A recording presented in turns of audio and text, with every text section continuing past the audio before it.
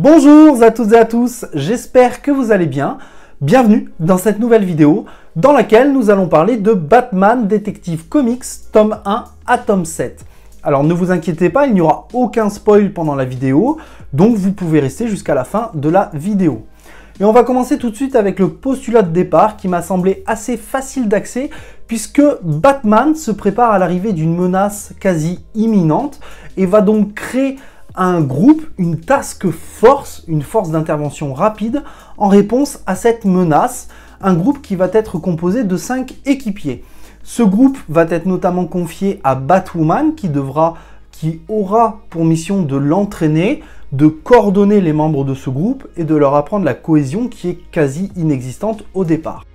Alors, ce récit fait plus ou moins suite de façon générale à Batman Eternal et Batman et Robin Eternal, dont j'avais très vite stoppé la lecture tout simplement parce que j'avais pas accroché à ces deux séries. Cependant, ce qui est intéressant dans cette série-ci, c'est notamment que chaque tome, donc du tome 1 au tome 7, se concentre sur des personnages tout en suivant son scénario de départ, donc j'ai trouvé ça plutôt intéressant. Le tome 1 se concentre notamment donc sur la création de l'équipe, on nous explique pourquoi, et d'ailleurs il y a un prologue plutôt intéressant, plutôt bien fourni en fait, qui nous rappelle un peu les origines de chaque personnage, donc ça c'est plutôt intéressant.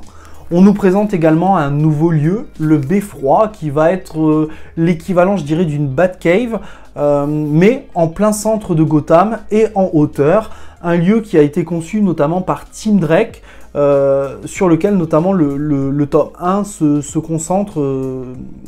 Ce que j'ai bien aimé aussi, c'est que cette série réutilise d'anciens personnages, alors plus ou moins anciens, notamment Orphan qu'on aperçoit dans Batman Eternal ou Batman et Robin Eternal, je sais plus, et Stephanie Brown qui a été notamment une Robin à un certain moment de sa vie et qui est aussi aujourd'hui donc spoiler. Donc c'est plutôt pas mal. Entre le tome 1 et le tome 2 vient s'insérer Batman, la nuit des monstres, un crossover qui lie notamment les événements donc, du tome 1 et du tome 2 de Batman Detective Comics, mais des événements qui ont lieu aussi dans Batman Rebirth.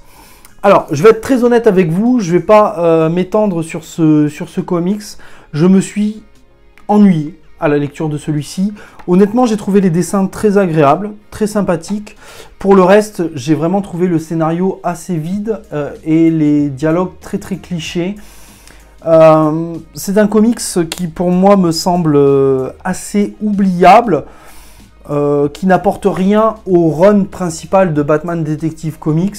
Maintenant, si vous aimez les combats de kaiju, donc de monstres, un peu style comme le film qui va sortir, Godzilla vs Kong, bah écoutez, prenez-le, pourquoi pas, mais n'en attendez surtout rien au niveau du scénario.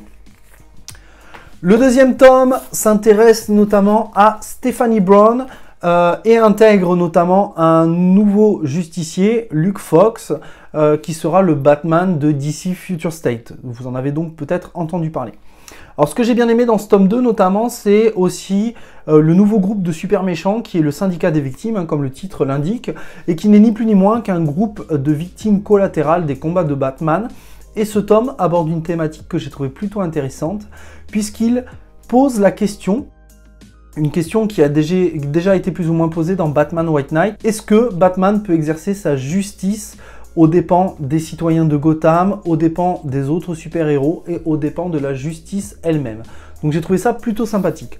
Point négatif sur ce tome et qui va suivre sur les tomes suivants notamment, c'est le collectif de dessinateurs qui change au bout d'un moment.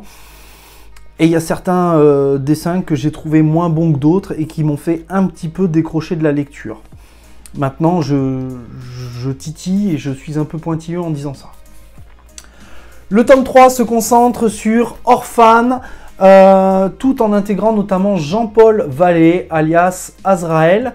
Azrael qui va apporter une certaine opposition à Luke Fox et créer des débats tels que science et technologie vs croyance, puisque Azrael est plutôt du côté croyance, là où Luke Fox est plutôt du côté science et technologie. Ce troisième tome apporte notamment des éléments intéressants sur des petites brides du background de Gueule d'Argile. Donc ça c'est super intéressant parce que c'est aussi pour ça que j'avais acheté la série. Le fait d'avoir vu Gueule d'Argile sur la couverture du premier tome. Un point négatif cependant, donc toujours hein, les dessins bien évidemment, mais un autre point négatif c'est qu'à un moment, Batman dit à Batwoman « Je n'aurais pas dû te laisser parler à Superman ». Je ne sais absolument pas de quoi il parle, je ne sais pas ce qu'il en résulte. Il n'y a même pas d'astérisque qui renvoie à un autre tome, donc j'ai été un petit peu perdu en lisant ça. Donc si vous êtes capable de m'aiguiller là-dessus, je suis preneur. Sinon, je comprends pas. Un point intéressant aussi sur ce tome, c'est qu'il y a une page double. Alors j'en avais déjà vu une sur Aquaman, je crois, New 52. Mais j'aime beaucoup, c'est rare et ça change. Et je trouve que ça met en valeur certains dessins. Donc c'était plutôt cool. Elle est ici, notamment. Elle est ici. Et j'ai trouvé ça plutôt bien. Voilà, j'aime beaucoup. Je trouve que ça apporte un certain style au tome. Donc voilà, j'aime beaucoup.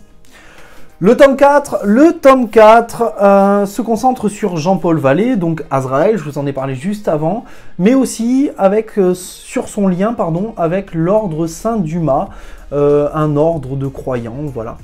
Ce tome, comme vous pouvez le voir, intègre notamment Zatanna, et se concentre sur une relation passée qu'a eu Bruce et Zatanna. Et j'ai trouvé plutôt intéressant cette petite tension sexuelle, entre parenthèses, qu'il y a entre Bruce et Zatanna, mais aussi le fait d'intégrer la magie dans ce tome 4.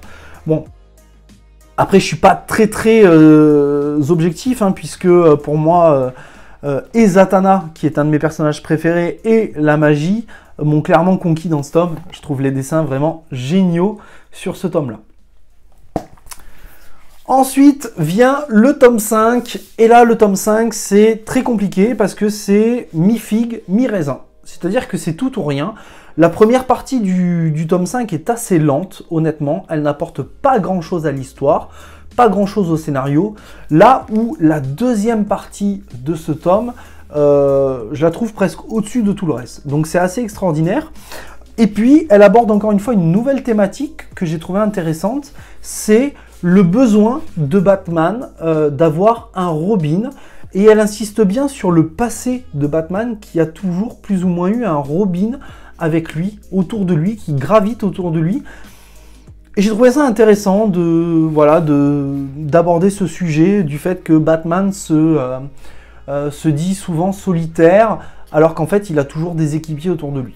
Donc voilà, c'est plutôt un tome intéressant, mais je pourrais pas vous dire du coup le tome, je pourrais pas vous dire sur quel personnage se concentre ce tome, tout simplement parce que sinon je risque de vous spoiler.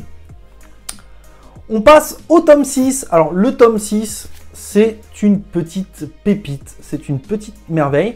Alors ce tome 6 se concentre à la fois sur le personnage sur lequel se concentre le tome 5, un personnage qui a été donc fragilisé psychologiquement, et je vous en dirai pas plus, mais il se concentre surtout sur les origines, le background de Gueule d'Argile, Clayface, et c'est touchant. Oh là là, c'est tellement touchant. J'aime beaucoup puisqu'on va y voir donc Gueule d'Argile d'un côté, de l'autre on va y voir son personnage plus humain. On va y voir ce qu'il a vécu en tant que Gueule d'Argile et comment il a vécu sa transformation, la méchanceté face à lui. Donc j'ai trouvé ça super intéressant. Et puis j'ai trouvé intéressant d'apporter pas mal de détails autour de son background, parce que Gueule d'Argile pour moi c'était surtout un personnage qui était utilisé comme une force destructrice, comme un Godzilla, comme un King Kong, ou même comme une force de la nature qui détruit tout sur son passage. Et là, on lui apporte de l'humanité, donc c'est vraiment très cool. J'ai beaucoup aimé, je trouve que c'est un des meilleurs tomes que j'ai pu lire, je crois, de la série, avec le tome 4 avec Zatanna notamment. Très bon tome. On passe au tome 7, au dernier tome de la série, et là je vais pas pouvoir vous montrer la cover parce que sinon je vais vous spoiler, donc je vous ai promis de pas vous spoiler. Alors ce tome là se concentre notamment sur Batwoman, et s'intéresse à des thématiques qui malheureusement pour moi sont trop banales et ont été déjà vu à de nombreuses reprises, c'est les risques liés à la technologie et les risques de de développer une intelligence artificielle. Donc, bon, ça a été de nombreuses fois voilà, réutilisé dans des médias, hein, que ce soit des films, des comics, des livres, etc. Donc, rien de nouveau.